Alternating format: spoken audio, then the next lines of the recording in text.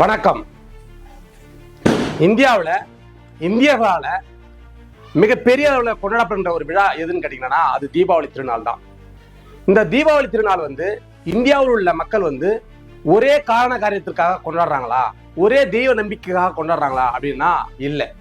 இந்தியாவில் பெரும்பான்மையான மக்கள் கொண்டாடப்படுகின்ற ஒரு விழாவை சமணர்கள் அவங்க ஒரு காரணத்துக்காக கொண்டாடுறாங்க. அதே போல பௌத்தர்கள் வேறொரு காரணத்துக்காக கொண்டாடுறாங்க. அதே போல சீக்கியர்கள் வேறு சில காரணங்களை கூறிக்கொண்டு இந்த விழாவை கொண்டாடுறாங்க. அதே போல தென்னிந்தியர்கள் ஒரு சில காரணங்களை கூறிக்கொண்டு இந்த தீபாவளி திருநாளை கொண்டாடுறாங்க. அதே போல வட இந்தியர்கள் வேறு சில காரணங்களை சொல்லி அவங்க இந்த தீபாவளி திருநாளை கொண்டாடுறாங்க. அதே போல தமிழர்கள் அவங்க சில காரணங்களுக்காக சில காரண காரியங்களை கூறிக்கொண்டு இந்த தீபாவளி திருநாளை கொண்டாடுறாங்க. ஒவ்வொரு நிலப்பரப்புல வேறு வேறு கதைகளை சொல்லி கொண்டு இந்த தீபாவளி திருநாளை கொண்டாடுறாங்க. அது என்ன, எப்படி கொண்டாடுறாங்க அப்படின்னு குறித்து தான் இந்த வீடியோவில் நம்ம பார்க்க இருக்கிறோம். அதுக்கு முன்னாடி நம்ம சேனல்ல பார்க்குற நம்முடைய உறவுகளுக்கு தீபாவளி திருநாள் நல்வாழ்த்துக்கள்.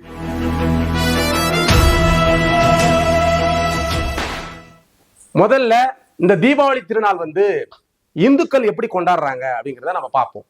இந்துக்கள் வட இந்தியாவில் ராமனும் சீதையும் லட்சுமணனும் 14 ஆண்டு காலம் வனவாசம் இருந்து ராவணனை வதம் செஞ்சுட்டு வந்தனாலதான் நாங்க தீபாவளியா கொண்டாடுறோம் சொல்லி நார்த் இந்தியன்ஸ் அந்த நாளை நாங்க தீபாவளி திருநாளா நாங்க கொண்டாடுறோம் சொல்லி கொண்டாடுறாங்க. அதாவது மக்களை பெரும் துன்புறுத்துக்கு ஆளாக்கின நரகாசுரனை கிருஷ்ணர் வதம் செய்து கொன்றனால்தான் தீபாவளி திருநாள் சொல்லி தென்னிந்தியாவில் உள்ள மாநிலங்கள்ல தீபாவளி திருநாளை கொண்டாடுறாங்க. அதே போல சமணர்கள், அதாவது இந்தியாவுடைய முதல் மதமான கிமு 6ஆம் நூற்றாண்டிலே உருவான ஒரு மதம் இந்த சமண மதம். இந்த சமண மதத்துடைய கடைசி தீர்த்தங்காரர், அதுல 23 தீர்த்தங்காரர்கள்ல கடைசி தீர்த்தங்காரரான மகாவீரர் வீடு பெற்ற, அதாவது ஞான ஒளி பெற்ற நாள் தான் தீபாவளி திருநாள் அப்படின்னு சொல்லி அவங்க கொண்டாடுறாங்க. பாவபூரி நகர்ல ஒரு அரண்மனையில தங்கி மக்களுக்கு அறம் வாக்கு கூறுறாரு. யாரு? மகாவீரர். அப்படி மரம் வாக்கு கூறும்போது அவருடைய சொற்பொழிவை கேட்டு அந்த மக்கள் அரண்மனையிலேயே உறங்கி போறாங்க. அப்படி உறங்கி போகும்போது மகாவீரரும் சொற்பொழிவை ஆட்டிட்டு அங்கேயே இறந்து போகிறார். அப்படி இறந்து போன தினத்தை ஞான ஒளி பெற்ற நாளா சமணர்கள் நம்புறாங்க. அப்படி நம்பிய நாளை பாவபுரி நகருடைய அரசன் என்ன பண்றாங்கன்னா, மற்ற மன்னர்களுக்கெல்லாம் சொல்லி மகாவீரர் நமக்கு ஞான ஒளி அளித்த நாள் தான் இந்த நாள், அதனால நம்ம எல்லோருமே தீபாவளி நாளாக நம்ம கொண்டாடணும் அப்படின்னு சொல்லி சமணர்கள் ஜெயினர்கள் இன்னைக்கு விமர்சையாக இந்த நாளை கொண்டாடுறாங்க. அதே போல பௌத்தர்கள், அசோகர் பௌத்தம் தழுவிய நாள் தான் இந்த தீபாவளி நாள். அதனால தீபாவளி என்பது பௌத்த திருநாள் அப்படின்னு சொல்லி பௌத்தர்கள் இந்த தீபாவளி திருநாளை கொண்டாடுறாங்க. தீபாவளிக்கு வேத மரபுக்கு நேர் எதிரான ஆய்வுகளை தமிழ்நாட்டில் மேற்கொண்டவர் அயோத்தியாசர் பண்டிதர். முதலாக வேத மரபுக்கு எதிரான ஆய்வுகளை மேற்கொண்டது அயோத்தியாசர் பண்டிதர் தான். அவர் தான் எங்களுக்கெல்லாம் முன்னோடி சொல்லி பேராசிரியர் தோப்பா பதிவு பண்றாரு. அந்த அயோத்திதாசர் பண்டிதர் ஒரு கதையை சொல்றாரு. இந்த தீபாவளி திருநாள் என்பது அது பௌத்த திருநாள். அந்த நாளை பிராமணர்கள் பார்ப்பனியம்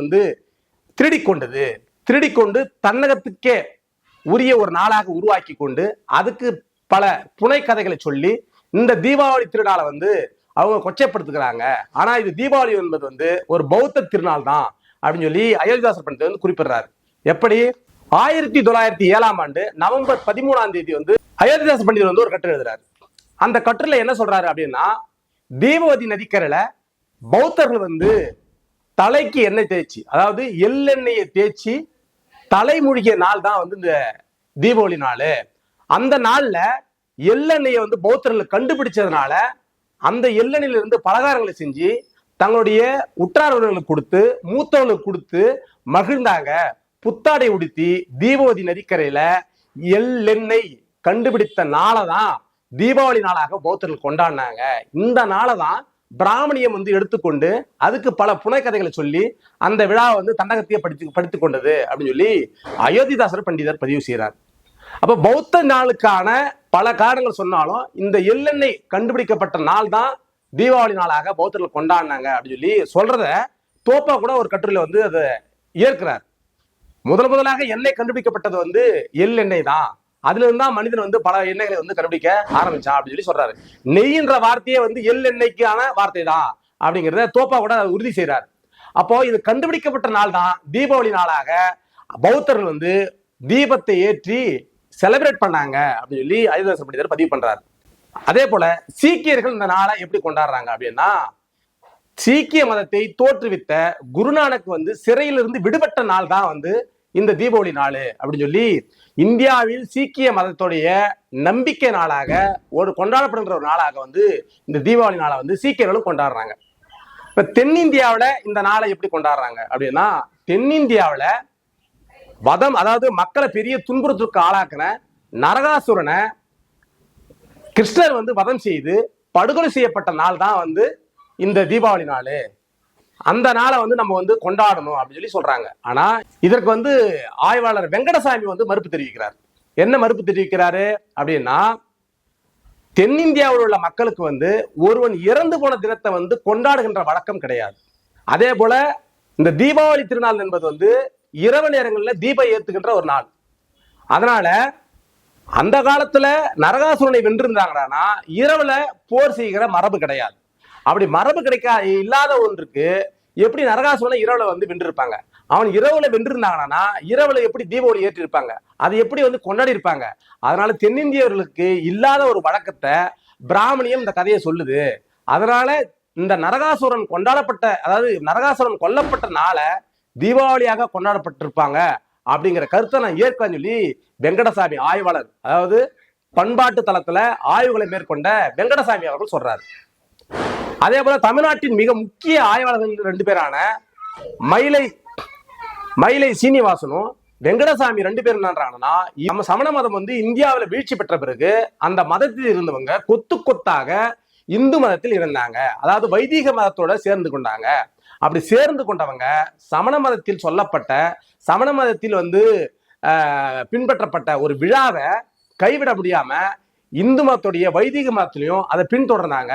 அதோடைய நீட்சி தான் இந்த தீபாவளி திருநாள் அப்படின்னு சொல்லி மயிலை சீனிவாசனும் வெங்கடாசாமியும் வந்து இது பதிவு செய்யறாங்க. ஆசிரியர் தோப்பா வந்து ஒரு கதையை சொல்றாரு.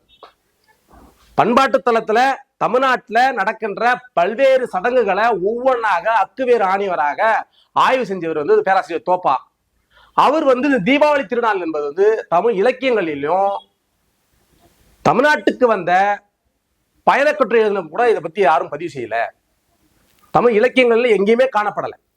தமிழ்நாட்டில் தீபாவளி திருநாள் என்பது கொண்டாடப்பட்டதற்கான எந்த ஆவணங்களும் கிடையாது, எந்த எவிடன்ஸும் கிடையாது.